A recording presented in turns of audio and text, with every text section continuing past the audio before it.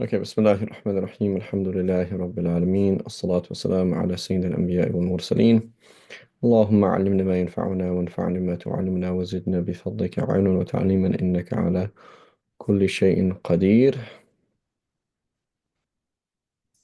Okie dokie.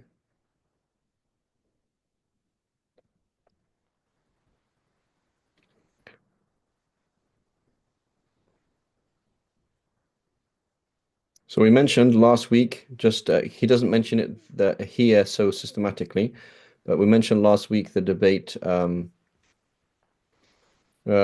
three madhabs on predestination. Can anybody remind us?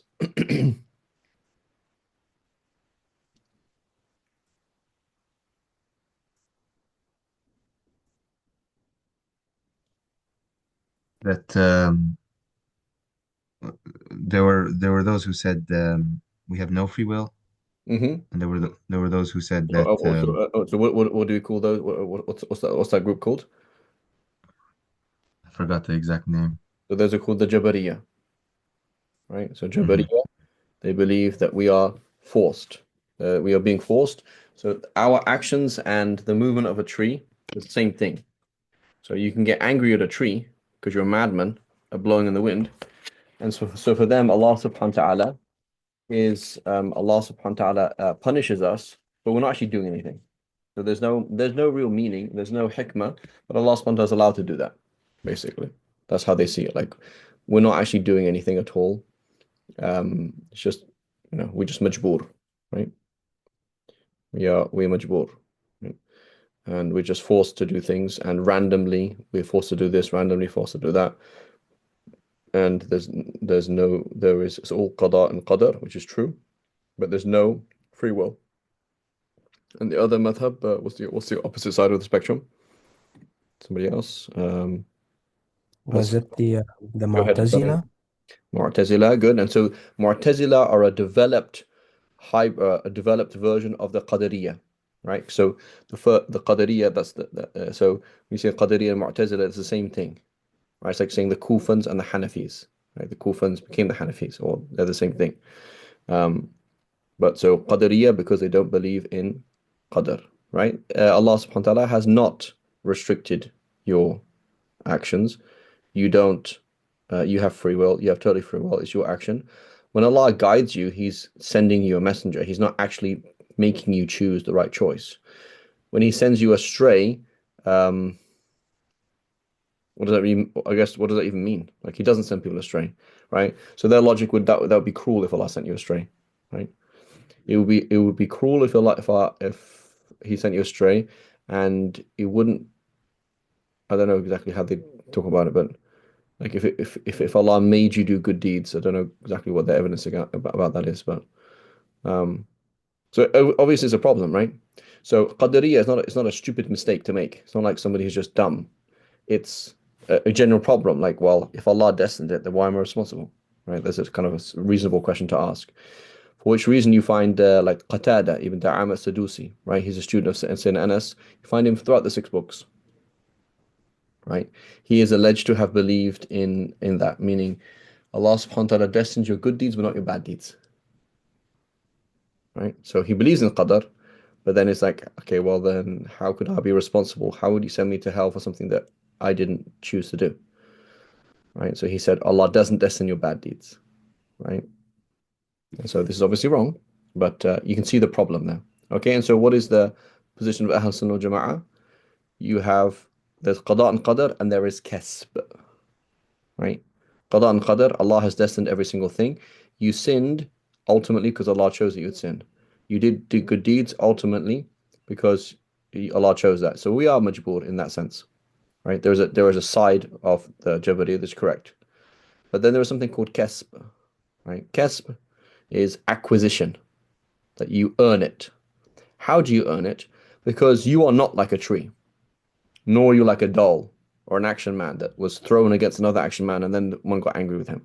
Your life is sufficiently complex that there's this veil between you and Allah's will. Like right now, I know that Allah destined in pre-eternity that my fingers should move in the way that they're moving right now. But I don't feel that. You don't feel qada and qadar making you sin or making you do the right thing. And in fact, we taste free will, right? We taste it. Like we have to make decisions and it's hard, right? It's hard to make decisions. Should I? Should I not? Right? We we we we go through moral difficulties. Like this is, this is a moral difficulty. Like I'm very tempted to do this wrong thing. It's a temptation. And then you didn't do the wrong thing, even though it was hard. Like, right? And so all of us has been in situations where you gave in and you knew it was wrong and then you eventually gave in, and other scenarios where you didn't give in. You did what was right.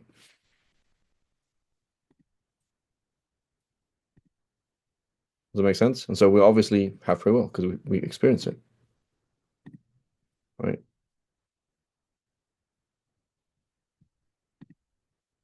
Okay. And so that subtlety creates something called kesp, which is acquisition. Yes, I was forced to choose, but I did choose. Like, so I am a good person or a bad person. There is actually meaning to it.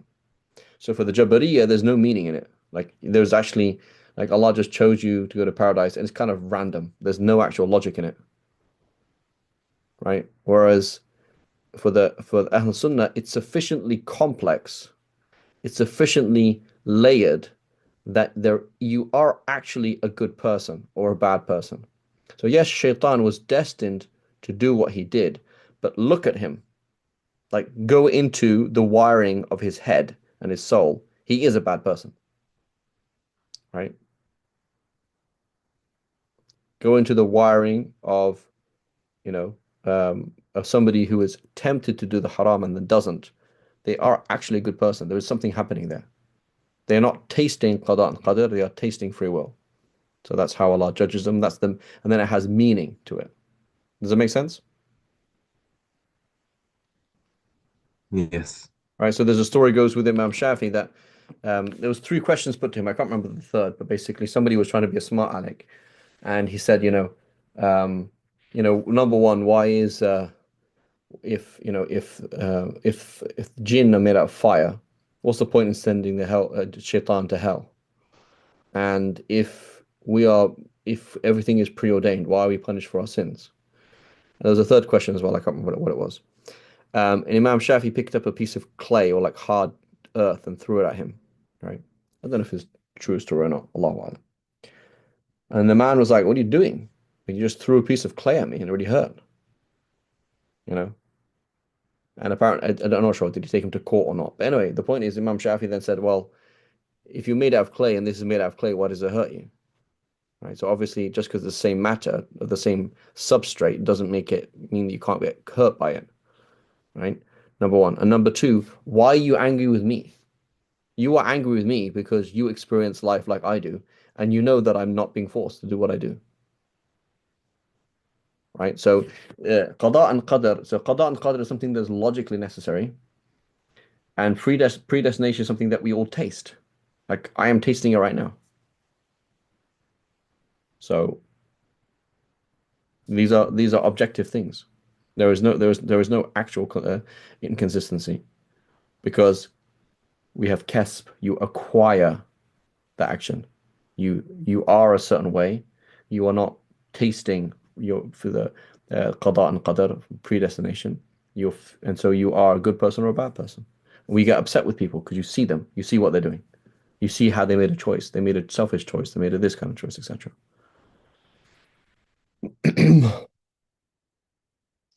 Inshallah. Khair. So we spoke about that. We can't go linger too long. So let's go on to now the next problem. So what is this problem here that he's going to talk about? What is the issue here? Who knows? Well, that we're told that we will be that the people of Jannah will be able to see Allah subhanahu wa ta'ala, but Okay. So what's fundamentally problematic with that? that Allah is past any sight or any Allah cannot be encompassed by vision. Okay, but specifically, so how does vision work usually? Light. Light, okay, light does light go in lines? Yeah, usually. right? So, and what does it do? So, light is now coming out of my screen and is hitting me in the face, correct? And then bouncing off towards something else, such that if it was a dark room, the screen could allow you to see my face. Is that correct? Yeah, so it will give a direction. So, so, um, so if there was no object for the photons to bounce off, right? If the object did not have a height, a width, a depth, would you be able to see anything? No. No, No. right? So when you see in a direction. So therefore, the logical or not logical, but the most obvious thing, right, is you say if X can be seen, X is an object and it is in a direction. So there is an object that has a certain height, width, depth, and it has a certain location. Okay, so therefore, when you say you can see Allah, the assumption would be Allah is an object. Allah has a height, He has a width, He has a depth, and He's in a certain direction. Right? That will be the most obvious thing to assume. Right? If you said X can be seen, right? That's what you'd assume. Right? The problem is when you read the rest of the Quran, you read the rest of the Hadith, and you see that Allah subhanahu wa ta'ala is totally different. You see that He's the creator of all of these things. He made space, He made time, He made all these things, right? Laysa kamithlihi shay', there's nothing like Him whatsoever, right? Huwa al-awwal wal-akhir wal-zahir wal-batin. He's the innermost of inner, and the outmost of outer, and He's before first and after last. So He's just not like that, right? So if you can imagine speaking to a Sahabi, right? Asking him about the ru'ya, he would say, "Of course you're going to see Allah." And then you start kind of racking, you trying to talk to him about it, and he's like, "Ah, it's not like that." Right? He wouldn't really have necessarily a very sophisticated explanation, but he just knows Allah's not like that, right? Like Allah's not like that. So, it's like somebody saying, "Does Mama love you?" Yes. Okay, then why doesn't Mama let you have all the chocolate in the world? Oh, it's not like that, right? Maybe you can understand good or bad or whatever. Because what if it's bad for me, then why did she let me have it? So the kid doesn't understand it's good in a certain amount, bad in a certain amount, maybe, right? So the Sahabi just like that's what's understood, right? So you can't expect the Sahaba, because they're not dealing with kalam, that they would have a very tight explanation of these things. But they certainly did have an understanding, and that's our understanding.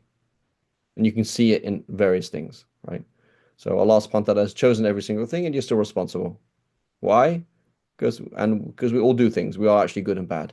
In that, there's a whole lot of things that are in the middle, right? So similarly here, the Sahabi would say, Allah is not Allah's not like that, right? He's not an object, right? Laysa bi jismin. He doesn't have a jism, doesn't have a body, right? And so this is how Imam Tahawi is going to explain it. Right. He'll be very explicit about certain things, but he can explain it as the same kind of thing, right? So now we have three madhabs on this issue, right? Madhab A, Allah is an object. He, uh, he has a locus in space, he has a height, a width, a depth. Okay?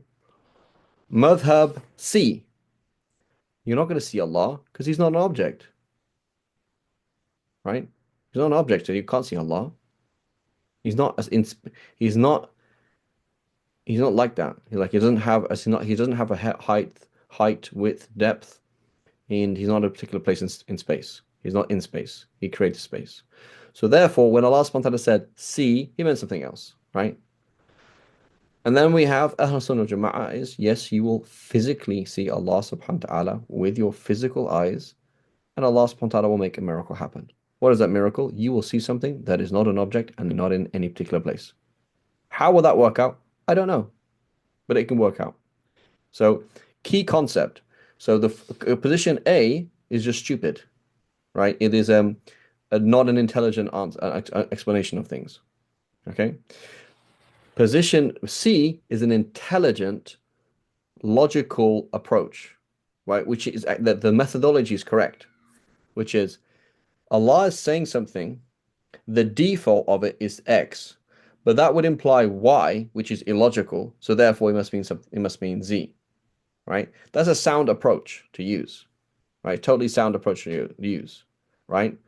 Nasullaha fanasiyahum. They forgot Allah, so then Allah forgot them. Okay, Allah forgot them. That would mean Allah doesn't know who they are anymore.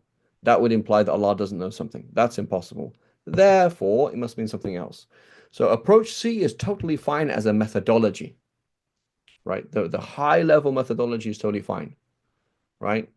The Prophet ﷺ, he mentioned in multiple Sahih hadiths that the ghusl on Jum'ah is wajib, right? Making ghusl on Jum'ah is wajib. And then the Prophet ﷺ also said that whoever makes wudu on Jumu'ah is fine. Whoever just makes ghusl is fine. So therefore, he can't have meant wajib as we mean wajib.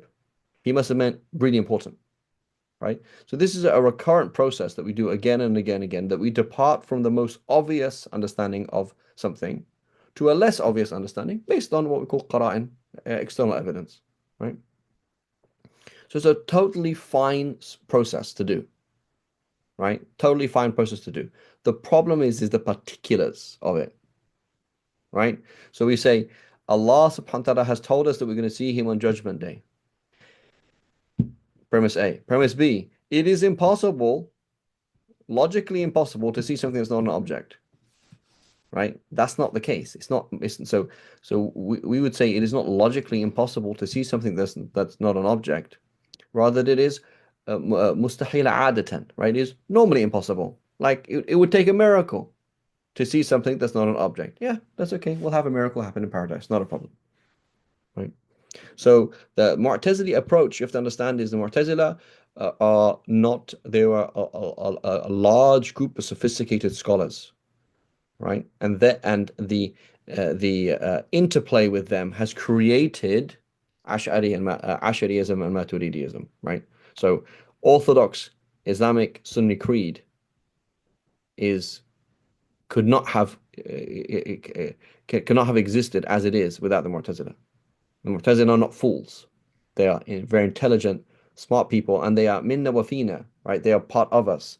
They are, this hadith scholar, this mufassir, this grammarian scholar. They're not some other group somewhere else, right? They're not some Martians or something, right? So it's just basically they are Sunnis that have made mistakes on certain issues here and there, right? And certain major mistakes, right? That we some and so there's ulama they disagree. Do we call them fasaqa or do we call them juhal, right? So some, do we say it's just they have a naqs in their aql, they have a problem with their brain, so it's just overlooked, or do we actually consider it a moral issue? The issue of debate, right? But the point is, it's something that's intelligent mistakes, right? And therefore we can benefit from those mistakes. The Christians will fall into the same mistakes. Other philosophers, I remember the issue of Immanuel Kant, for example, right? Intelligent guy. He comes along and says that removing somebody's morality is immoral, right? Removing somebody's ability to be moral is itself immoral. Therefore, it is immoral to police people. Like people should not be policed. Let people do crime, and that's it. Like don't police them. Because otherwise, if you force them to not do crime because of the fear of imprisonment and police, etc., you're taking away their morality. You're taking away their morality. That's immoral. Who says exactly the same thing? The Mu'tazila 1,000 years before him. Right? So you will see what these are like common intelligent mistakes. That's what the Mu'tazila do. And so it's quite useful, right? It's useful, like, oh yeah, you can imagine somebody who is smart, somebody who is well reasoned could fall into that mistake, right? As opposed to something just silly, right? There's lots of silly things that exist in history of Islam, but this is not something silly. So the Mu'tazila are smart, intelligent. They have a logic to it, right? So to repeat, their approach to seeing Allah, which is you can't see Allah because it's not an object, the methodology is fine. The issue is the premise that it is logically impossible to see something that's not an object. It is not logically impossible. It is it is normally impossible, meaning it would take a miracle. Something that's illogically impossible, a miracle could not undo. Right? You can't make 2, 3. 2, 3 means 2 plus 1. That's what it means. right? 3 is a word that means 2 plus 1. So 2 cannot be 3, right? So does that make sense? So the 3 approaches, we will see Allah on Judgment Day be, because he's an object. We will not see Allah on Judgment Day because he's not an object. And then Ahl Sunnah wal Jama'ah, or rather, right, is we will see Allah, the believers will see Allah physically with the physical eyes, but that doesn't mean that he's actually in a place or has a height or has a width or a depth. Does that make sense, everybody?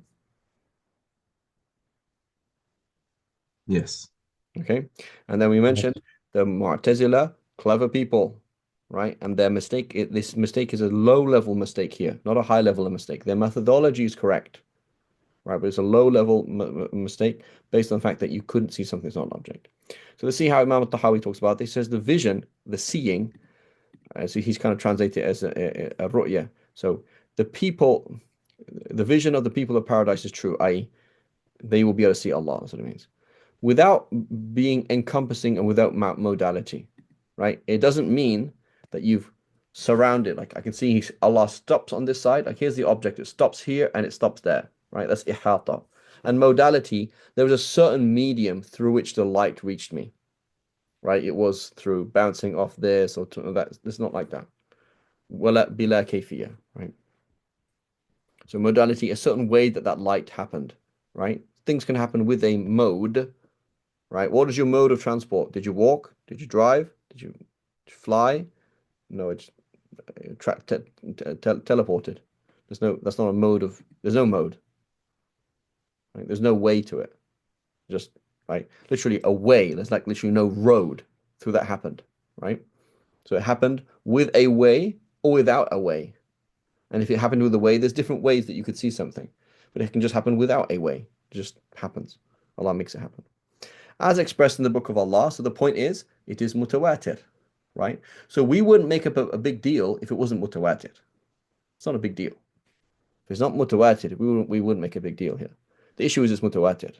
So you're saying something the Prophet ﷺ definitely said, and you're interpreting it in a way that is actually invalid. So we consider this is a wrong opinion. You say it's an incorrect opinion, and you're either wrong or a fasiq. We don't say we respect your different opinion, right? As expressed in the Book of Allah, faces on that day will be radiant, looking at the Lord. The explanation of this is as Allah subhanahu wa ta'ala intended, i.e., how? That's not for us to find out. Go ahead, Azhar. Um, how did the Mu'tazila approach Karama and Yeah, they also had an issue with karama. Mu'jizat? Yeah, so if you think about karama, who today in the world would not believe in miracles? Educated people or uneducated people? Education. Educated people, thank you. Right? So David Hume, he spoke about miracles. He said like the only people who believe in miracles are like uneducated buffoons. Like anybody who's educated, right? So like I did my PhD in witchcraft. That's not a PhD because we don't believe in that stuff, right? So intelligent people don't believe in miracles, quote unquote, right? So what it means is it's a common mistake that somebody who is thinking would fall into, but you're actually wrong, right? It doesn't make, you're not saying you're actually right, but you're actually wrong.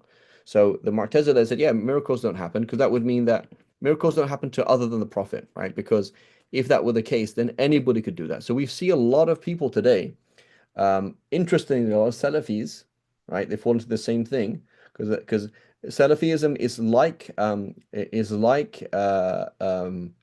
bit like i'tizal, is a bit like Mu'tazila, the Mu'tazila thought, in that it's in its skepticism, right? In its skepticism. So you say, for example, oh, you should go and visit so and so's shrine because all these miracles happen. They say, don't visit any shrines because there's no Sahih hadith about that. A and B, the miracles didn't happen. So we hear a lot of Salafis saying stuff like that, right? They'll say things like, oh yeah, that miracle didn't happen. It's not even true, right? It's not Sahih, it's not Thabit, it's not this, it's not that, right? And so there's this kind of like skepticism that the Mu'tazila have and Salafis have, and there's a place for skepticism to begin with, but you see a lot of that, right? So I don't believe in miracles. It's all made up, right? when in reality, miracles can happen. Any believing person can have a miracle. Why not? And it happens and it does happen, and that's all. Go ahead, Sister Navia. Assalamu alaikum, Sheikh Farid. This is Wasim, if you don't mind. Okay, I know Wasim, how are you doing? Good, alhamdulillah. I just had a question in regards. I overheard that you're talking about Mu'tazila. I just had a question in regards to ijma. Like, are, is it that it cannot be used as a proof ijma because the in usul the ummah involves Mu'tazila as well? Um, 1 second. So we would in like fiqh and stuff like that. The issue is the issue with the Mu'tazila is do we consider them fusaq or not, right? So generally the Malikis, they're kind of going to be quite strict on those kind of things. Shafis are not so much so. Um, so do we consider them to be mujtahid imams? So if they're the fusaq, then we don't care about the ijtihad.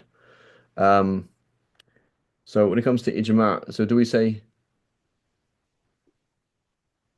I don't really think anybody would talk about ijma'. I don't remember people talking about ijma' in these kind of questions. Okay. So number one, ijma', you can roughly break it down into like 18 different categories, okay? Based on four variables. So is it of the Sahaba or thereafter? So that's variable one, right? Yes. Is it mutawatir, right? Or ahad or da'if, right? So then that makes six.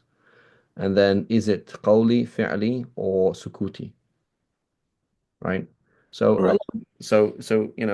a lot of these things are kind of difficult. And the only thing that is khata'i is the first, is one of those 18, which is the Sahaba all said that it is halal to eat X, right?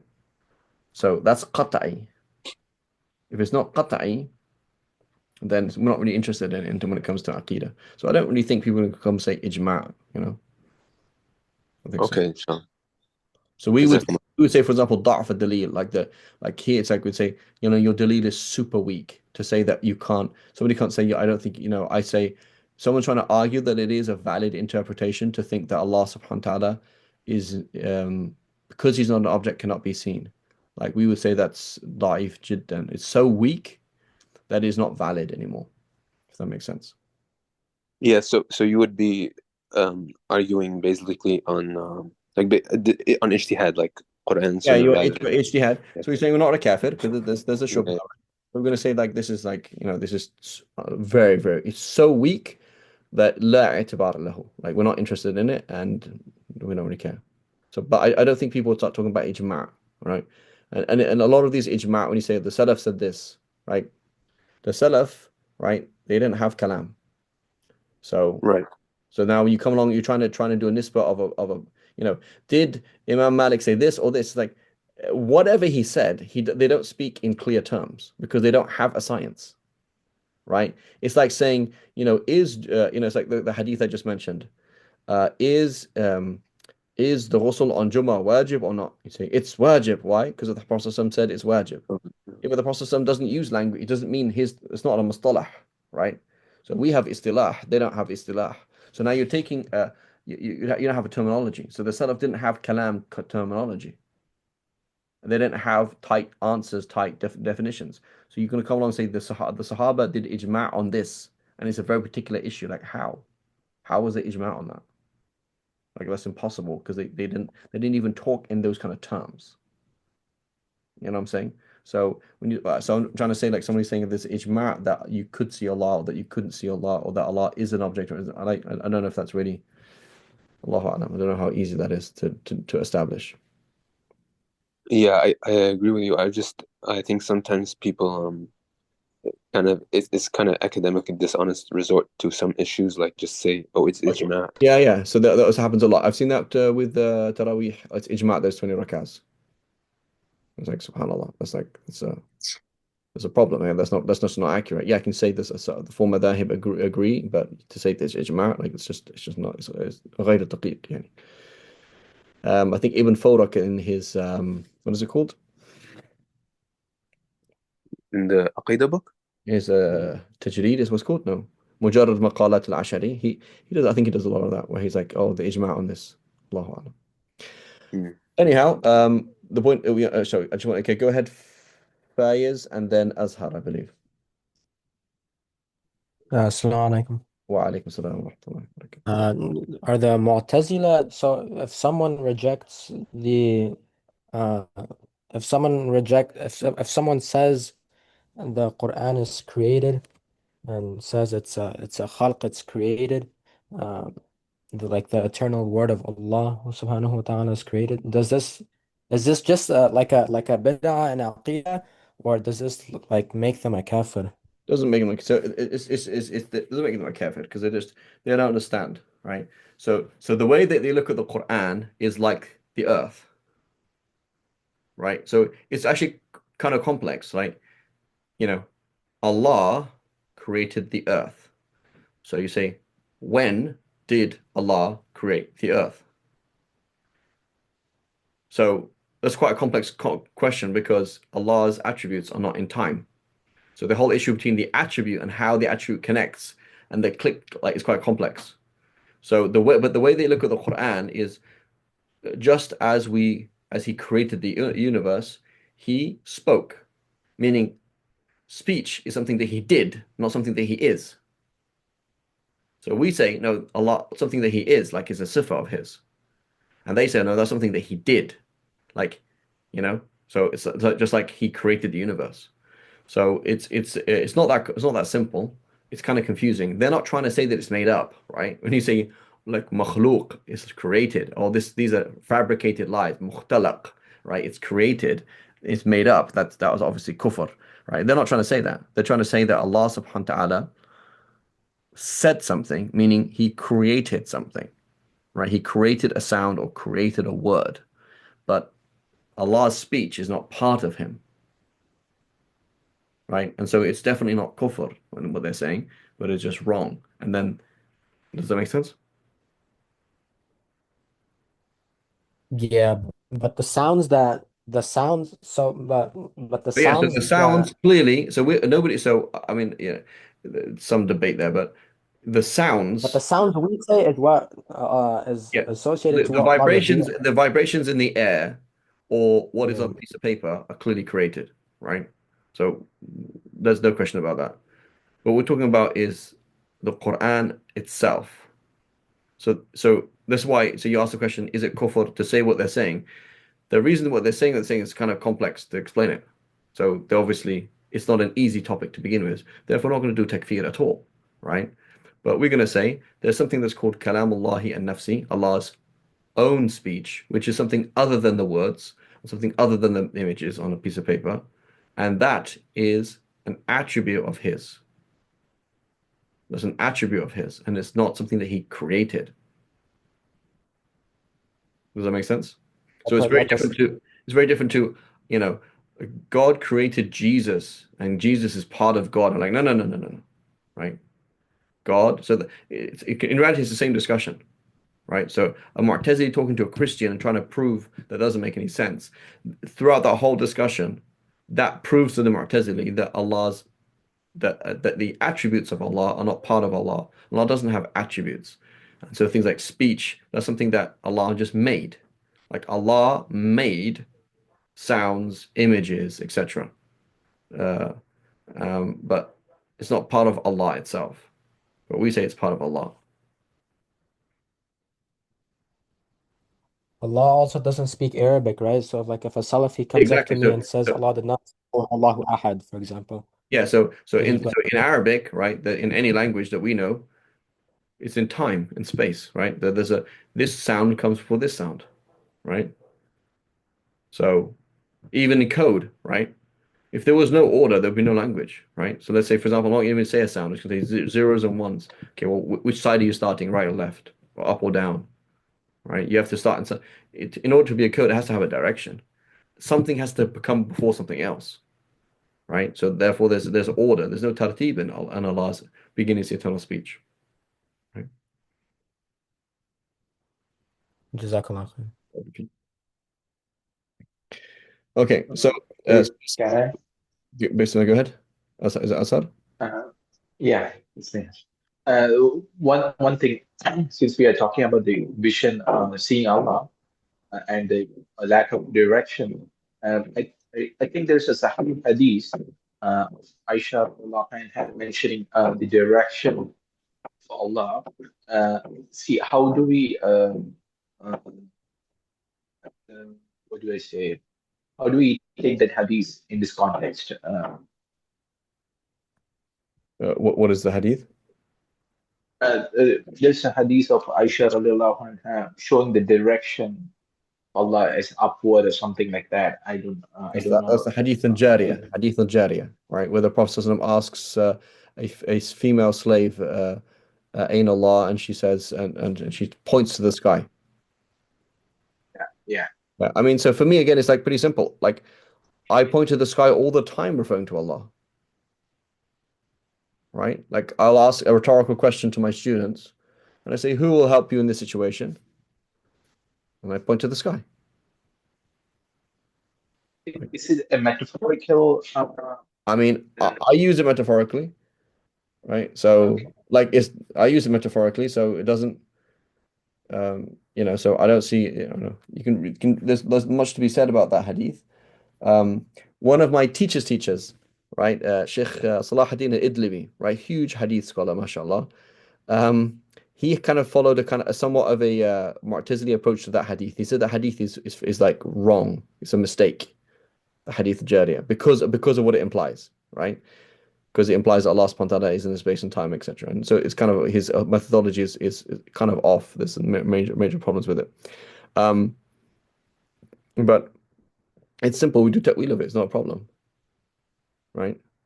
And so ta'wil is a interpretive process that we use throughout the deen all the time. And we see the Salaf using it all the time, right? Where they will explain a verse. It's like, yes, it's a command, but it's a command like this, meaning it's not actually wajib, it's something you can do. Or, is it Imam Bukhari, kufrun duna kufr. It is, a hadith that mentions kufr and is explaining the Salaf saying, kufr, that is not the same as another level of kufr, i.e., literally speaking, it's not kufr then, is it? Or it is kufr in a linguistic sense, but not kufr in what we mean by kufr, right? So the process of looking at a language, whether it's prophetic, from Allah, from a human, and he says something and saying by default the zahir, what it would mean is this. That's the default. But I'm assuming khilaf al-zahir. I'm assuming the opposite of the zahir, which is also acceptable but less likely because of certain evidence. We do that all the time. So the issue with our Salafi brethren is they will accept that in fiqh, but not in aqidah, which is kind of like odd, because it's just a way of dealing with language, right? It's The just a way. hadith says you are zahir, there's nothing above you, right? And you are batin, there's nothing below Yeah, you. that's another hadith. There's a very clear hadith in Sahih Muslim, right? أنت الأول فليس قبلك شيء ولا Yeah. right? وأنت الباطن فليس دونك شيء. ليس دونك شيء, right? There's nothing. ليس تحتك شيء. That's what it means. دون ودونه means underneath it, right? So, oh Allah, you are the أنت الأول فليس قبلك شيء وأنت الآخر وليس بعدك شيء. You're the first. There's nothing before you, and you are the last. Nothing after you. وأنت الظاهر فليس فوقك شيء. There's nothing above you. وأنت الباطن فليس دونك شيء. Nothing beneath you, right?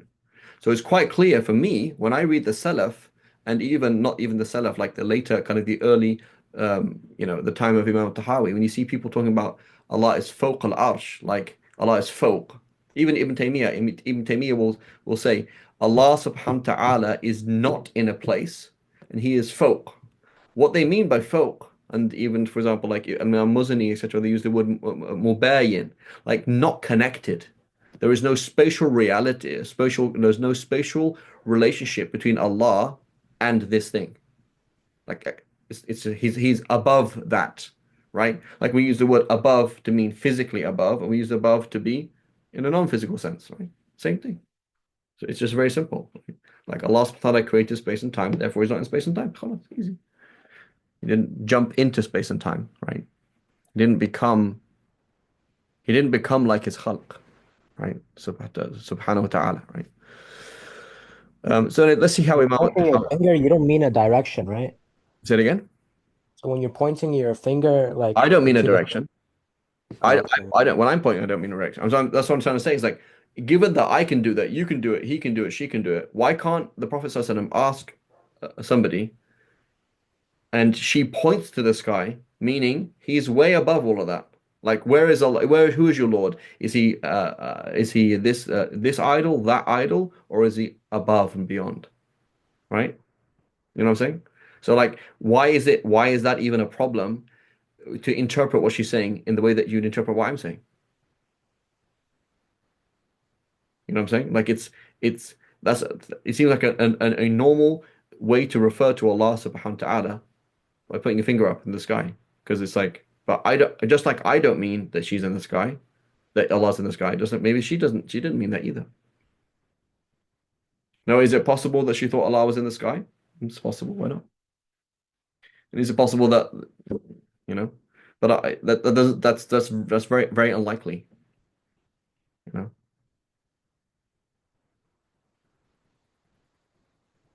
And again, it's important. People will quote Ibn Taymiyyah. We'll talk about Ibn Taymiyyah in a second.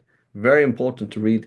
There's a whole thing. The Salafi movement. There's major problems with it in that like major inconsistencies and lack of genuineness, right? Like this kind of like khiyana ilmiya, like you're actually hiding information, right? And I don't like to say things like that. I always kind of refer to it, Salafis as our brothers. They are religious people. They care about Allah.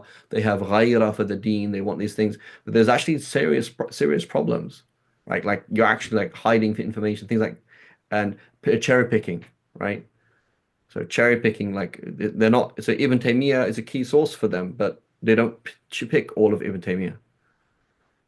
Sheikh Muhammad Abdul Wahhab, key source for them, but they don't pick all of him. So it's kind of like like what is it, right? It's like you know it's a bit of hyperbole, but it's almost like Mormonism in respect to the Old Testament, right? It's like the Christianity came in, or Pauline Christianity came in, chose some things that are in the Bible, and then someone else came on and chose some things of that, and then bit by bit, the cherry picking became, and then it's like, where's the deen, right? So like major problems where like when you just read, for example, Sir A'lam al-Nubala by Imam al-Dhahabi, right? Here is the biography of the last 700 years of scholars from the Salaf to his time. Like it doesn't reflect Salafism. Like there's major things like you kind of ignored this, recurrent themes that you kind of ignore. Like it's an ingenuine reflection, right? Salafism should be forget the late scholars, let's go back, right? And revisit things as they were. It's like it's not actually a genuine way of doing it. Like, there's major inconsistencies. Um,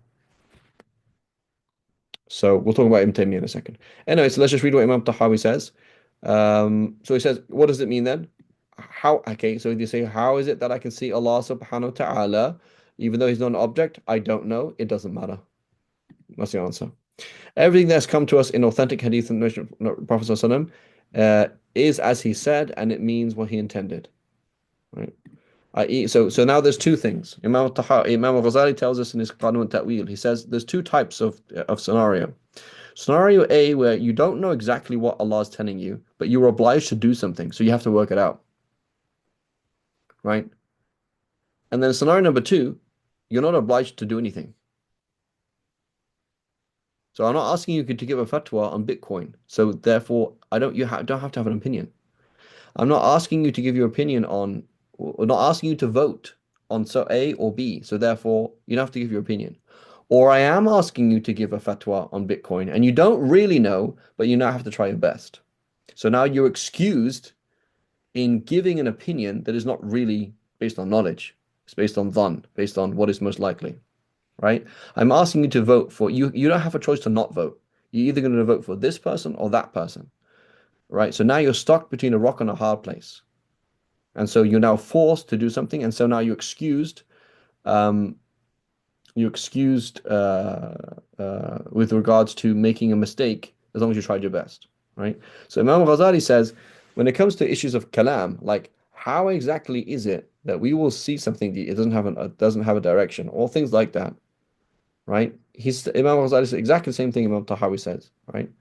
He says every single thing that's come in authentic hadith is as he said, and it means what it means. Okay, what does it mean then? I don't know what it means. We do not insert our own opinions, nor do we imagine according to our minds, because you haven't been asked to, as opposed to, does this break my wudu or not? Oh man, it's not 100% clear. The hadith could be understood this way or that way. The verse could be understood this way or that way. Oh, don't know. Ya Allah, please forgive me. I think it breaks your wudu, right? So the mujtahid is jumping into the hellfire only because he was forced, right? He's going out there putting words in Allah's mouth, saying this is halal, this is haram, because he's forced. He doesn't have a choice. You can't just say, I don't know the answer, right? You can't keep doing that forever and ever and ever, right? Imam Malik or, people like Imam Malik could say, I don't know, because there's other people who might know, right? But when there's nobody else to know, if like we realize, hey, none of us have an answer here, okay, then we're gonna have to think a bit harder because Allah is asking us to come with an answer, right? But when Allah is not asking you to come up for an answer, you don't need to give an answer.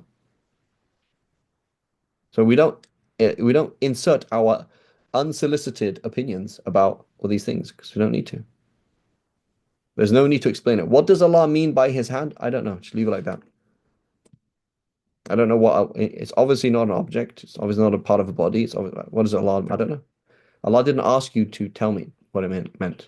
He did ask you to know fiqh scenarios. So fiqh, you are going to jump ahead. You're going to jump into a scenario, give a fatwa when you don't really know because there's no other way to do it.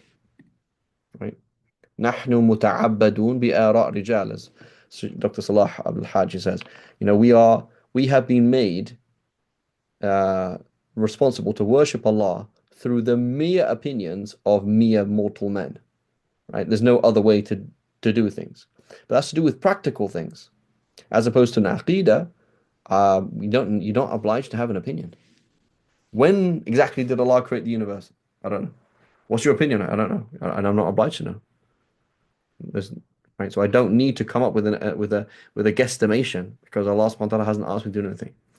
For none is safe in his religion except those who surrender themselves to Almighty and His knowledge.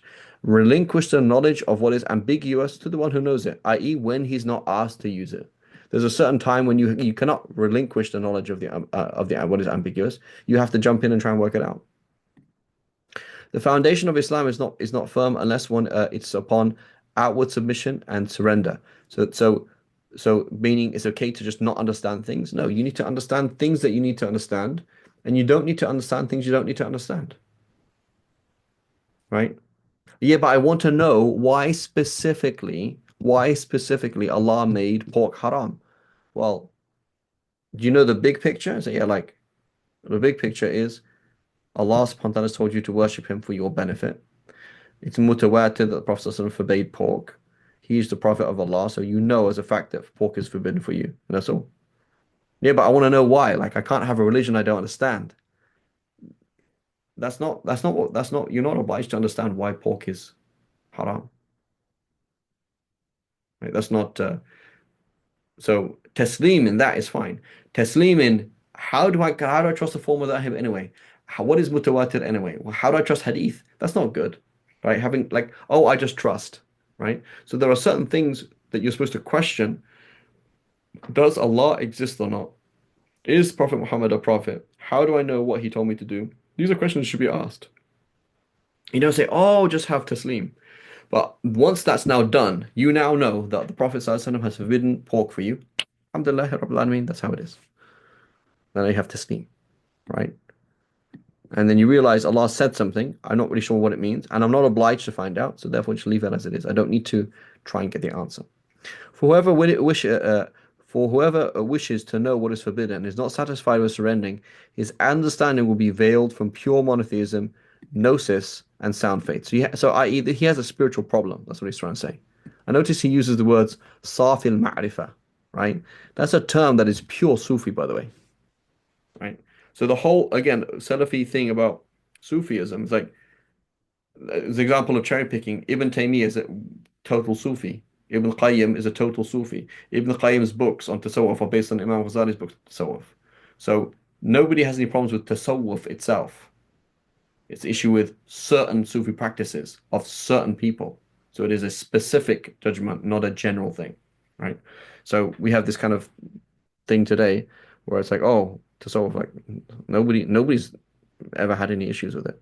And this term here is Safi al-Ma'rifah. That's a term that is only used to tasawwuf ma'rifah. It's not a term that's used in fiqh or aqeedah or something like that, right? Which tells us that these are just terms that ulama of their time would just be using. It's not a problem. So it's whoever wishes to know what is forbidden and is not satisfied with surrounding, he has a spiritual problem. So it's not talking about aqeedah anymore. He's like you're sitting there trying to find out, yeah, but why? Yeah, but why? Yeah, but why? You have a problem, Habibi. Like you have a problem because like it's like you're not going anywhere. Yeah, but what, it's just it's exactly the same as someone trying to say, yeah, but why was I born like this? Why can't I walk? Why can't everybody else walk? Why? You have a problem, right? May Allah protect you, right? And protect all of us. He will veer between unbelief and belief, confirmation and denial, acceptance and rejection, compulsive, disagreeable, doubtful, deviant. He is not a true believer, nor is he a stubborn denier. He's not a kafir, but he has a spiritual problem. So key concept: every single aqidah issue stems from a spiritual sin. Every single sin stems from a spiritual sin. Right? Case in point: if I couldn't blink, if I couldn't move my body, right? I can't move. I can't talk. I can't walk. Am I still a moral agent? Still a moral agent. I didn't say anything. I didn't do anything. Right? Okay, well, still, so your sins are still, you still have sins and good deeds because it's in your heart. Right? So what you do is it's just a byproduct of what's in your heart. That's what it is. So every aqidah issue is a byproduct of a spiritual disease. Every sin is a byproduct of a spiritual disease. Should I focus on stopping haram with my body or with my heart? I'm going to focus on the inside. Why is it that I keep doing this thing? Right? So if somebody comes to the aqidah issues, realize this person does not have aqidah issues. This person has tasawwuf issues. Right? They have an issue with their with their heart. That's what the disease is. Faith in the vision of in the vision of the people of the abode of peace is not correct for someone who among them who will express it as an illusion or interpret it away with their own imitation, with their own. So this is the word al-Tahawi, right? So the term given to the Mu'tazila, which is a really important term, is mu'attila, right? What they do is they basically discount a hadith or discount a verse and interpret it in another way. So interpret something another way is totally fine with a valid evidence. The issue is when they do ta'til, they say this hadith has no value, this verse has no value in the sense that it's, it's not adding anything to my knowledge of Allah, right? Which is obviously problematic. So they call them mu'attila, right?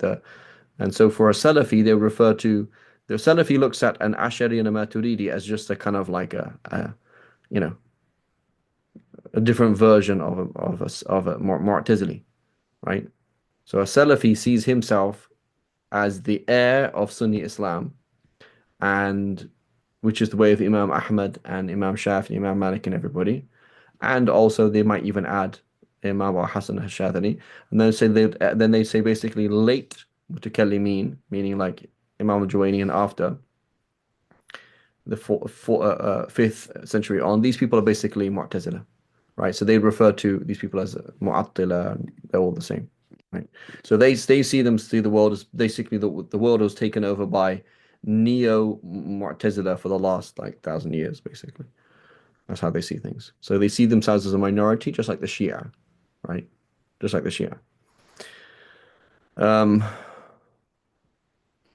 So abandoning interpretation, adhering to surrender. What does Allah mean that? I don't know. That's all. And that's very important because it's about an issue of trust. It's an issue of trust. Like Iman is from the word amn, safety, right? You're like, I don't need to know the specifics. Allah, I don't know this. This is the religion of the Muslims. He says, whoever does not guard himself against negating attributes, right? Allah subhanahu wa ta'ala says something, you're like, oh, it doesn't really mean anything there. Or the other side, likening, tashbih. So again, so the nafi and tashbih, according to Allah's speech, Allah just created sound and images. He doesn't actually speak. Speech is not one of his attributes. So therefore, that's called nafi, like you just negated. No, Allah speaks, of course, and his sounds are part of his being, right? Allah's speech is like ours, right? It's the tashbih, right? Nafi, you're not going to see Allah. You're not going to see Allah on Judgment Day. Tashbih, of course you see Allah on Judgment Day. He's like me and you. He's an object, right? So whoever doesn't protect himself from these two extremes has strayed and has not correctly. He says has strayed, right? So zalla will stray, right? وَمَنْ لَمْ يَتَوَقَّى النَّفْيَ وَالتَّشْبِيهَ زَلَّ. It's strays, not strayed. وَلَمْ يُصِبِ التنزيه, and will not get to pure understanding of Allah as tanzih, as transcendent. For Allah subhanahu wa ta'ala is described with the attributes of oneness, qualified with the qualities of uniqueness. Right? One meaning alone. He does not have the characteristic of any other creature. تعالى عن الحدود والغايات والأركان والأعضاء والأدوات لا تحويه الجهات الست كسائر المبتدعات. Right? This is one of the most important and most famous lines in the al-Tahawi. He says he is exalted above limits. He doesn't have, say he's so X high, right? It stops at this point, right? Supports, limbs, parts, tools.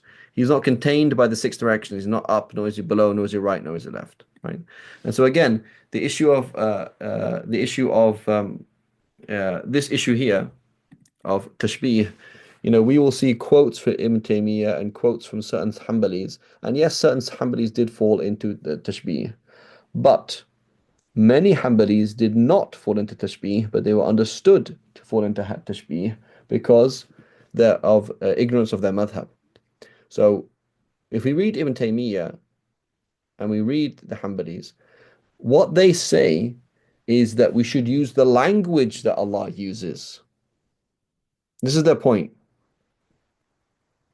We should use the language that Allah uses, not that we take it literally. So the difference between the Asharis and Maturidis vis-a-vis tashbih, vis-a-vis anthropomorphism, which means Allah has body parts and Allah is in a space and Allah moves and Allah has a height, etc., is a semantic difference, not a real difference. Right? So what does that mean? It means the heirs of Ahl Sunnah, meaning the Asharis, Maturidis, and the Hanbalis, they all believe that Allah does not have body parts. That Allah is not in space, not in time. The Hanbalis, however, and Ibn Taymiyyah being among them, will say things like, Allah is in the sky and we all know that and it's all confirmed. But he doesn't mean that Allah is in the sky. He's saying Allah subhanahu wa ta'ala has used language like that. The Prophet has used language like that. So we can use language like that. That's all. But it doesn't mean that he'll say, I can't remember, there's a quote, people who were in this group before we changed it into this thing, Ibn Taymiyyah in his Fatawa Kubra, he says things like, Allah is above every single thing, but not meaning that anything's beneath him or anything's above him, right? It doesn't, when you say in, right? The plane is in the sky. That means there's some sky that's above him, some to the right, some to the left, right? It's surrounded. The sky is surrounding the plane. So he will say things, and you say, oh, look, he's an anthropomorphist. And you realize he's not an anthropomorphist because he said this. And so the Hanbali madhab as Aqidah madhab is we say things we use language that Allah uses, right? A, and B, we do tafweed, right? The Ash'aris, they say we don't, when we're talking kalam, we're talking terminologies. We're not going to use language that Allah uses, metaphorical, rhetoric that Allah uses in the Quran. We're not going to use it because we're speaking in very object and clinical terms, A. And B, we Ash'aris, we believe in tafweed and ta'wil, meaning Allah subhanahu wa ta'ala has a hand. What does that mean? A, I don't know, but he doesn't have a hand. It's not a physical thing. Or B, it means power, right? So one is tafweed. I don't know what it means, but it doesn't mean that he has body parts. And the second is ta'wil, which it would make sense to amend this, right? It would make sense, right, as an ijtihad. So they don't believe in that, right? They don't believe in doing that, in doing ta'wil, the Hanbalis.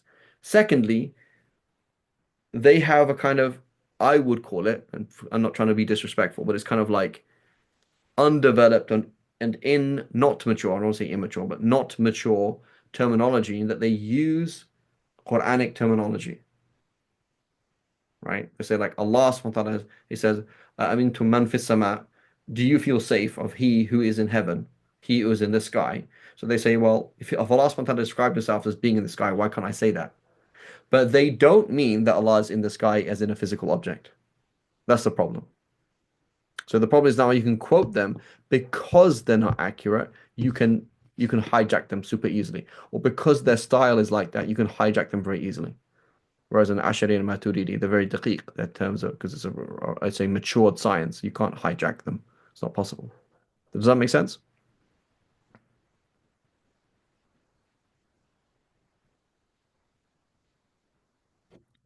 Just before you ask a question, Faiz, does anybody not understand what I said? It's understood. Sure. Okay, go ahead, Faiz. If a Hanbali says, or even Ashari Maturidi, they say Allah has a hand that befits His Majesty, but they don't mean it as a limb. Is it still permissible to say, That's totally or fine. Totally fine. So like so, it's just not very I've useful. heard some scholars like dislike it due to like misconception. Yeah, that's something else. But that's min bab sad al-dharai. That's because it could lead to this, right? That's something else. But in itself, it's just my issue is just not very useful. So like al-Bayhaqi does this. Bayhaqi is a student of the student of al-Ash'ari, right? Student of Ibn Farak, right? He narrates from Ibn Farak. Ibn Farak is like key in spreading Ash'ariism and explaining Ash'ariism, right? Ash'ari thought. So he will say things like that. My issue is just it's not very useful, right? For me, it's like this like every science is a game, right? Every science is a game. We're doing certain things. So you're doing, for example, hadith. Okay, the game that we play in hadith is verifying. You're trying to find the likelihood, the relative reliability of a quote. Okay, so I'm quoting a hadith, right? And I'm trying to say that it's weak, and you say, yeah, but we should act upon it. And I'm like, Faiz Habibi, I'm not talking about whether we should act upon the hadith or not. That's a fiqh issue. That's a different game. I'm trying to question whether it's sahih or not. And you keep merging these two things. I'm like, Faiz, please stop doing that. And you're like, yeah, but we have so you have this kind of madhab where you keep merging goals of science, and it's kind of a bit odd. So for me, kalam is not a science of adab with Allah subhanahu wa ta'ala. You know? Like it's not a science like I don't like kalam. Like I really don't like kalam. I kind of almost like it's like I don't like teaching. I don't find it interesting. I don't find it fruitful. I almost find it like silly, right? I respect people do it. I see the value for other people doing it. I just don't really see the point in it. Um, Myself, like it seems a bit silly. But the game is not a game of adab, right? So the issue is with the Hanbalis is they have so much adab with Allah subhanahu wa ta'ala that they're throwing the adab into this game of defining exactly what do we mean when you're like this. So and the adab mitigates the clarity. Like I don't know what you mean. And what you're saying is not very meaningful. So you come along and say Allah has a hand, but it's an atemporal, aspatial, non-corporeal hand. That's not a hand then, is it? That's just not a hand. No, it goes against the definition of a So it's hand like at so that point. so now for you, then you come along and say Allah said it. I say, okay, Habibi, go and worship Allah. If you want to have adab, go somewhere else. Go and pray.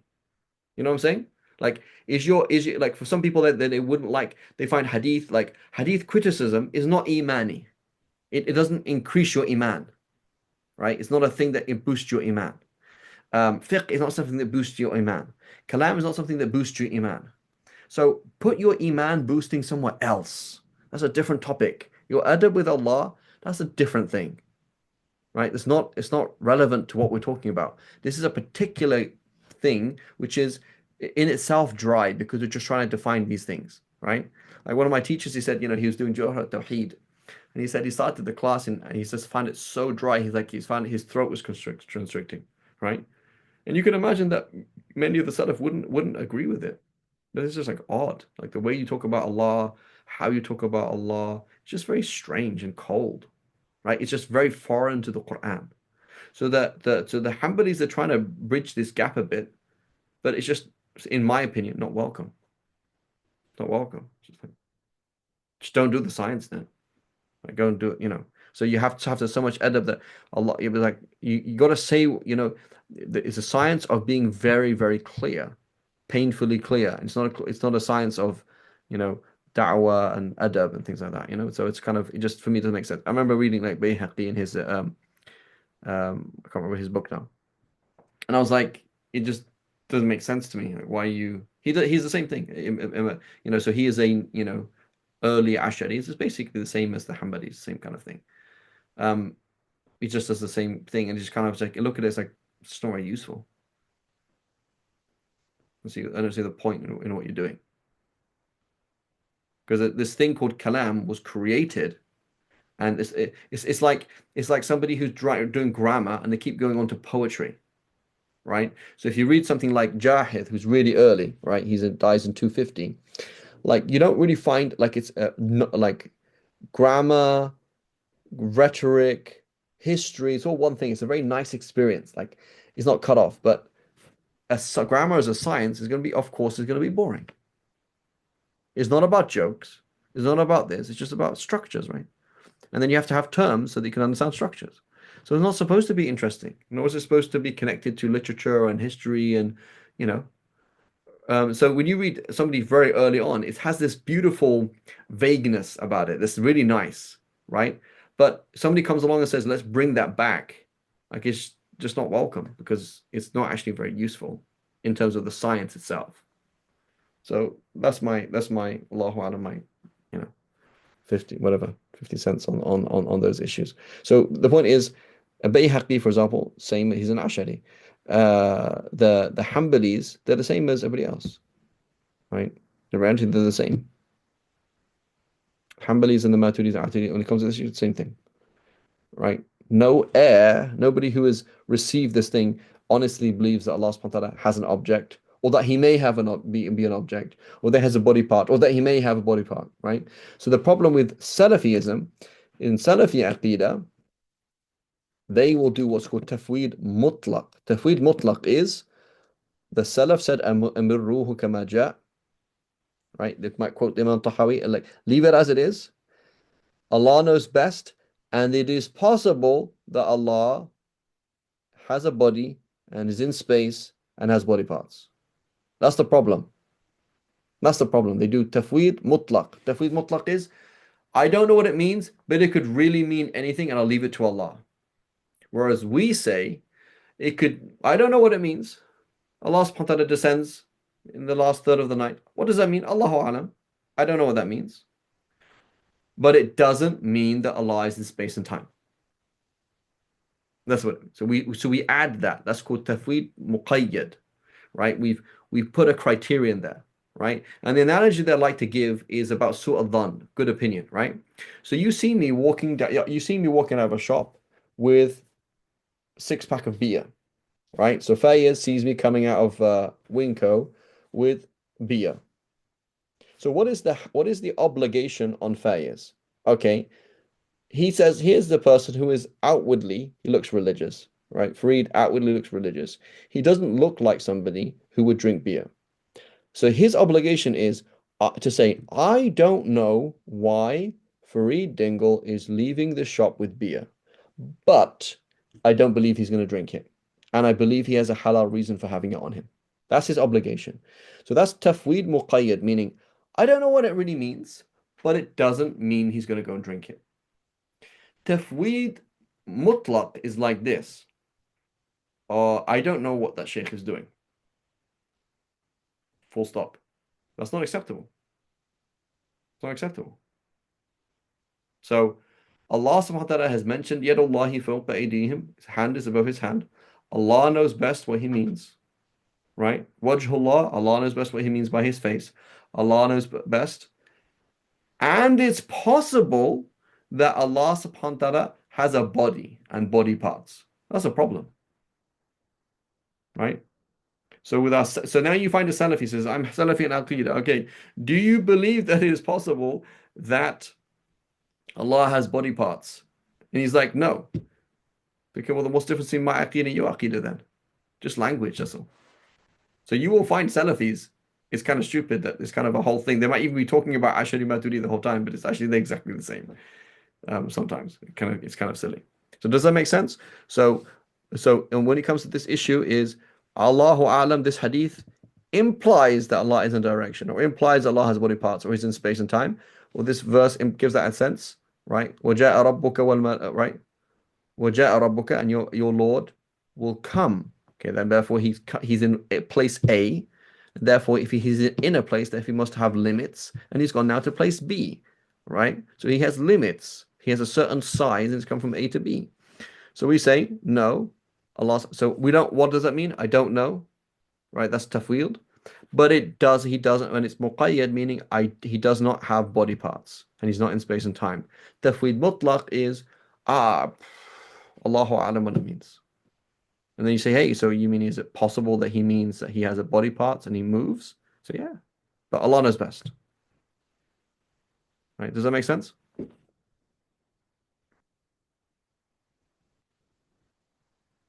Go ahead, Ammar. Assalamu alaikum warahmatullahi wabarakatuh. Just to clarify, when Imam al-Tahawi rahimahullah says he's not contained by six directions, that's individually as well as collectively.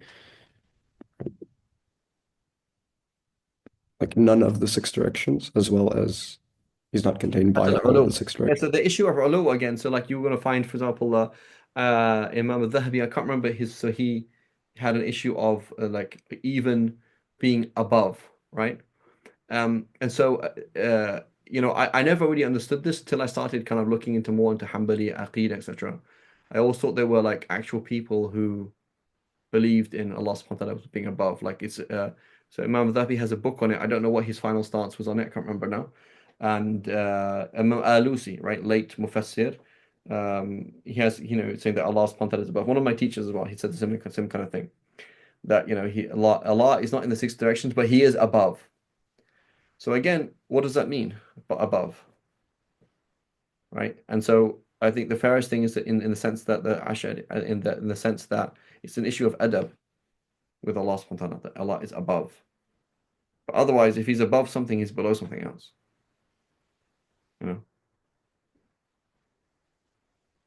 So it's the six directions, meaning it's not above or below.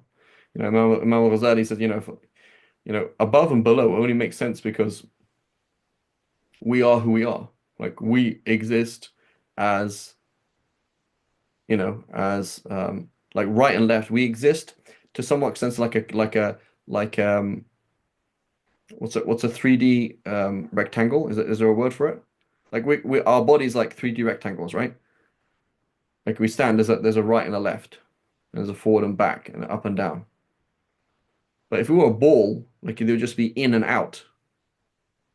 Like imagine there's a ball in space and no other body in space, just a ball in space. So there's no other reference point, so therefore it's just in and out.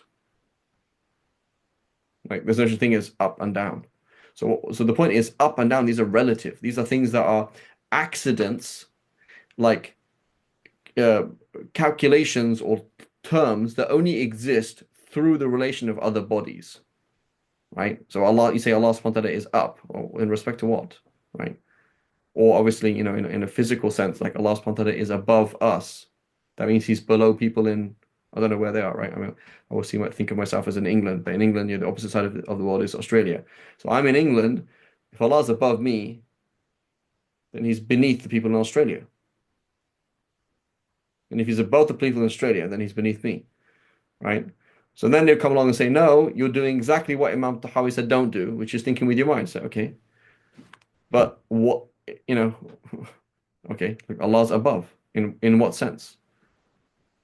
So if you want me to just leave the Quran and Hadith as it is, that's fine.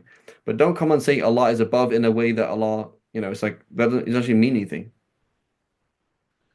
Right? So Allah subhanahu wa ta'ala has a body then, and therefore has a limit. Or is he connected to us? Or like, how does that even work? So Did I answer your question, Ammar? My apologies. I'm kind of like starting to fall asleep. So, am I making So, sense, Ammar? yes. So I just think that the Hanbali approach is something that's pretty important to keep in mind, where people say things with too much adab, right? I say too much adab because it's just an unwelcome adab, meaning you're saying something and it's just not clear, like what you actually mean anymore. Um, and some people they're not able to, right? They're not able not to have too much adab. Like they just can't. That's just how they speak or how they work. Allahu A'lam. Okay, Faiz, go ahead. Sorry, this is my last question. For the limbs, does the Salafi become, do they leave Islam if their definition of like, so they say they don't do tafwid al-ma'na, they do tafwid al-kayf. So they know the meaning, but they say we leave the howness to Allah. But when you have Salafis that say, okay, we have the hand, and then they started adding kayfs to it, and like saying it's two right hands, or some of the extreme Salafis, they say Yeah, I mean it that's has like case in point, right? fingers It's too. like two Like they right add hands. Like fingers to it. I mean, just case in point. Like how much more obvious you want it to get? Like Allah has a his right hand, and Allah and mentions, and it says, and he has two right hands. So what it means, like when you look at the language, like yameen, right, ashab al yameen, right? Like on Judgment Day, does it matter if you're on the right or on the left, or is it that you're in the good group and the bad group, right? Or like another example, he's saying, the أقرب ما يكون عبد إلى ربه وهو ساجد. The Prophet ﷺ said, right? The closest you will be to your Lord when you're prostrating. So, is it relevant how physically close I am to Allah subhanahu wa ta'ala? Is that what we're talking about? Like, No, I know one second, I one know second, you're trying Faith. to like. It's a rhetorical question. I'm not asking you. I'm trying to say, like, no, if somebody comes along and says, when you say close, right? Well, close is by default is a physical thing. And so it's like, who in their right mind was thinking that that hadith was talking about how physically close forward and backward you were to Allah subhanahu wa ta'ala, right? And so it's kind of obvious. So I'm just trying to say there's so many things that kind of that's obvious. We're not talking about something in space and time. So going back to your question, some Salafis are totally fine. Some Salafis are mubtadi'ah. Some Salafis might be kuffar as well, if they're intelligent enough to count, right? Most of them just don't even know what they're saying, right? They don't really know what they're saying. So the ones that say it's like it's a literal like fingers, plural. They say fingers. Yeah, but They say they don't say like our. They say Allah has fingers, but not like our fingers. That's bid'ah. That's not kufr, right? So lahu. so. What do you mean You when say some of so what do you mean you when say some of them jismun fall apart? so they don't say it's jismun ka ajsamina. We say jismun ka ajsamina, a body like our bodies is kufr, but jismun la ka ajsamina, right? It's not kufr, And interestingly, Fayez, listen to this, okay? Al-Izz ibn Abd Salam, Sultan al-Ulama, right? The great, this is the teacher of Ibn Daqiq al-Eid, I believe, and uh, and also of, or maybe vice versa. Yeah, I'm pretty sure the teacher of Ibn Daqiq al-Eid and the teacher of Imam al-Qarafi, huge Shafi scholar, an amazing thinker. He's talking about things that are overlooked, and he said, for the awam is excused, right? Like najasa that's ma'fu anha, like filth is excused. Like, oh, it's a dirham size of a dirham, you have less than a quarter of your clothes, these kind of things, right? He's talking about things that are overlooked. He said for the awam, for the average guy on the street, he said it's overlooked for him to think of Allah as an object because it's too hard for him to think of Allah in any other way, right? So you're talking to your uncle, and then you realized he's like trying to think about, isn't Allah there? You're like, you realize your uncle is an anthropomorphist. You're like, subhanallah, you know, he's like, what's going on? Or you're speaking to your aunt or speaking to your like, they'll actually, they're like, don't put your shoes upside down because it's pointing to Allah, because they think Allah is literally in the sky, right? So he said for the awam, it's overlooked because it's difficult for them. So I honestly think that a lot of people are awam when it comes to these issues. Like they're just not very intelligent. And so they actually can't think in abstract terms. Does that make sense, Faiz? Yeah, Jazakallah khairan. Would you agree? Like some people, they just, like you're talking to this person, that you realize certain people they just don't even have the ability to understand what you're talking about. Like they don't have the aql. They're not actually that intelligent, so they couldn't even have a conversation that with you on this issue. Imam Ghazali mentioned the same thing with the Bedouin. He said the Bedouin, if you ask the Bedouin, are Allah's attributes beginnings the eternal, or are they, or are they hadith? Did they come in existence? He doesn't have to have an answer because he doesn't even understand what that means. Like he's just lost. That's why the Hanbalis, they leave the room when you go into these kalams. Yeah, some of them, like yeah, but Are you familiar with Yusuf ibn Sadiq no, al-Hanbali? no. No. No. Okay, go ahead, Ammar. Sorry, just on the last point, you had mentioned like if you're above something, then you're below something. Is it not uh like say you're on the North Pole, like you're not uh south of anything, right? So I mean, we're still affirming that like to say above everything is not physical, right? Yeah, so being in space is sufficiently so being above everything is sufficiently to the fact that it's in space is sufficiently problematic. Let me just get I'm Right. gonna just Okay. let's so I mean again like they would so a Salafi would say your whole process of this discussion right now is wrong because you're trying to think, like stop thinking for crying out loud. That's what they would say. Like just leave it, right? So they wouldn't kind of appreciate this thing. And let me just stop share and I can just draw a diagram, right? But like ultimately, ultimately, the way that some people will explain things is like this. Where is it? I need to do a whiteboard.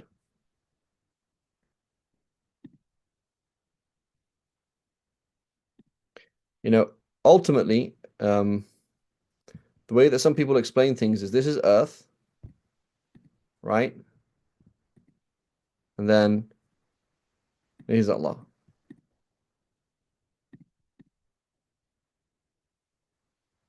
So there's nothing above Allah. Allah is the highest point, right? So I'm saying that's sufficiently stupid because it's in space and time, right? And in reality, when you say Allah's fawq, it means like beyond, like he's beyond, like he's just like me. Where am I on that diagram? I'm beyond that diagram, right? So you don't even ask the question, where is Farid in the whiteboard? It's like, well, I'm not on the whiteboard. No, I'm just like way beyond that, right?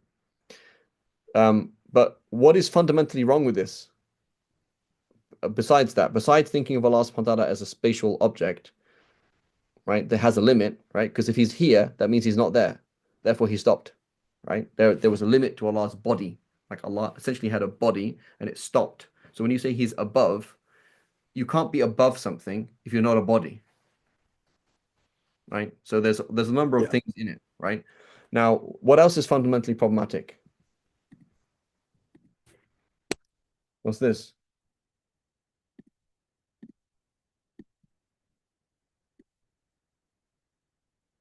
Is the earth flat?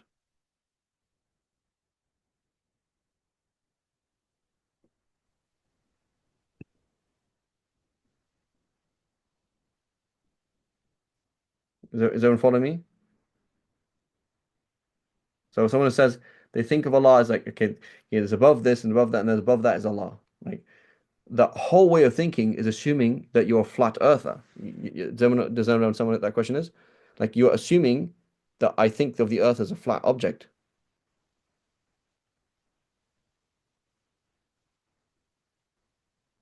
Uh, does everyone understand what I'm saying? Well, Yes, doesn't sure. this isn't it's still sufficiently problematic with the other two Yeah. asbab, but So there's if, whole other things. So I'm if just saying like it's kind of like what you have to do is so there's a lot of analogies between like between a Salafi and a Christian in certain ways, like uh, kind of like suspending thought at a certain place in time, right? Where you kind of like just stop thinking, and they value that, right? They value it's a thing that they value. Like a Christian will value that. Just stop asking questions about the nature of Jesus and just kind of accept it, right? But you kind of not really saying anything, right? You're just kind of not saying anything. So where we like to quote unquote corner or quote like to guide our Salafi brothers and sisters is Allah subhanahu wa ta'ala is not like us. He's not above, not below in that sense. He's just he's above, right? He's above being above. And he's so deep in every single thing that he's beneath. Like it's not even, it's like, I'm not saying that he's a part of things, but like, and just leave it like that. And he's close to you, and we don't reject any hadiths, don't unnecessarily interpret things away. That's what we're trying to do. But when you say certain things like, there's certain paradigms you say like this, well, it's obviously ridiculous what you're saying. Like the earth is not flat, right? I mean, that's qata'i. Like there's no, Allahu alam, like, there's no. They implying flat earth or some sort of like weird ring structure up is like. Yeah, I don't know what they mean. For, the thing is also they don't even value that question. What does above mean? Right? Right. They don't value that question. They're trying to say your manhaj is off. Imam al-Tahawi and us were on the same page, and they just like leave it, right? So we say fine, leave it in a safe place, right? Exactly like the beer thing. I don't know what the sheikh's doing. Just leave him. I have no idea. I don't need to like worry, but I have wasawis in my mind. Yeah, but what if he is drinking? And what if this? What like just leave it. Okay, inshallah. If he's a bad person, Allah punish him. The default is you know him outwardly as a good person. So your fard, the obligation is to assume that. So Allahu alam. Like Allah subhanahu wa ta'ala is not like us. I don't need to explain all the hadith, just leave it. But he's not an object, he doesn't move around. وَجَاءَ رَبُّكَ وَالْمَلَكُ. I don't know what it means, just leave it. Does it mean Allah's punishment? Does it mean Allah in a sense that I don't understand? I should leave it. Right. Now there's a flip side to, well, not a flip side to this. There's another side to this as well, not a flip side. Which is, again, we spoke about spirituality, right? When we talk about spirituality is certain ways of conceiving of Allah are impossible or nigh impossible for depending on how little safat that person has, right? I'll try and find the quote somewhere, but I think Imam Baydawi uses this phrase. He's talking about satwat al-hiss. Let me try and find it quickly. Just pause. Try and find it later on. But spiritual inability, like people basically you're continually fighting off. So let's say, for example, someone keeps thinking Allah, but let's say someone who's got major wasawis, they keep thinking of Allah subhanahu wa ta'ala as a pervert, for example, because they keep thinking like then it's like that doesn't make any sense. They keep having to fight it off, like keep fighting it off. These like weird ideas come to the mind, and you're fighting off. They have a spiritual disease, right? It's a spiritual disease that they have to fight off. But so now this person, it's not like that, like not something as weird as that, but they're not thinking of Allah as a male or a female or anything, but they keep thinking of Allah subhanahu wa ta'ala as like a blob or an object. So in reality, that's also part of a spiritual disease, the inability to conceive of something that is beyond space and time, because the center of their soul is space and time and things. And so because of their extreme love and attachment to things, they can't actually break out of that. Whereas if they break out of that, they can quite easily connect with Allah subhanahu wa ta'ala in a way that is not like that at all. Like they can hear Allah with another ear, feel Allah with something that is not, right? I.e. the ruh itself. Like the ruh has just not developed. So it's just very difficult for them to even use it and connect with something that's beyond space and time. So they keep using their aql, and the aql is used for doing analogies. Right? It does analogy. It's like the aql is very much like ChatGPT. And it's just like, patterns and things like that. It's not actually thinking. So the aql in many ways has a lot of things like just looks at, here's a horse, there's another horse, it must do the same thing, right? Connection mixes those kind of connections. And so the aql can't really deal with things that are beyond space and time. So the aql is continuing making an analogy between things that it sees and Allah, where there's no analogy at all. Whereas the ruh doesn't do that. The ruh, قُلُ الرُّوحُ مِنْ أَمْرِ رَبِّي, the ruh is an Allah detector, right? It connects So it gets kind of like diseased when it's shoved, we keep shoving the dunya into it. It doesn't like the hiss, but when you connect with Allah subhanahu wa ta'ala, that can pull you into another kind of way of thinking. It's just totally different. Like things can make sense. The whole issue with qada and qadar, and again, it's like from a spiritual point of view, it's like not a problem at all. You can be in total both worlds. You can be, it's not a problem. So there are a lot of a lot of these things. It's just simply comes down to lack of spiritual aptitude because of many sins and love of the dunya, extreme love of the dunya. You continually pull back to it, right? Just like somebody who is like continually has like, I mean, Allah protect us. Someone's like, I keep having sexual thoughts about Allah. It's like, that's just very weird. And the where that comes from is because that's where their mind is, right? Their mind is like that. And they keep, it's like that, like, it doesn't even make any sense. Like, there's no actually logic to it.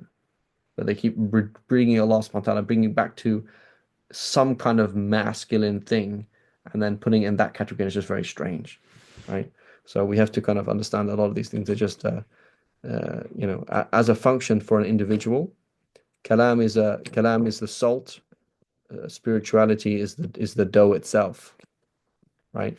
You have to have the actual thing that's there, right? And that's really the way of the Salaf, is focusing on their relationship with Allah subhanahu wa ta'ala way more than trying to put things in certain categories. May Allah forgive us all and forgive me if I kind of didn't make much sense at certain times. Subhanallah wa bihamdik ashhadu an la ilaha illa anta nastaghfiruka wa natubu ilayk.